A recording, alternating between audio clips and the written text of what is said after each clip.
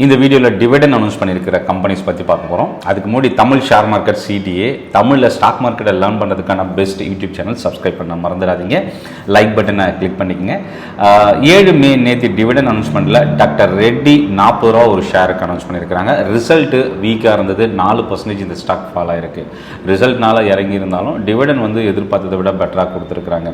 அடுத்த ஸ்டாக் வோல்டாஸ் 5 ரூபா 50 காசு ஒரு ஷேருக்கு. இந்த ஸ்டாக்குமே ரிசல்ட்னால வீக்காகவே இன்றைக்கி இறங்கியிருக்கு. 3% ஃபால் ஆயிருக்கு. நவீன் ஃப்ளோரின் ரிசல்ட் இம்பாக்ட் டவுன்ல இன்னைக்கு ட்ரேட் ஆகிட்டு இருக்கு. 7 ரூபாய் ஒரு ஷேருக்கு டிவிடெண்ட் அனௌன்ஸ் பண்ணியிருக்காங்க.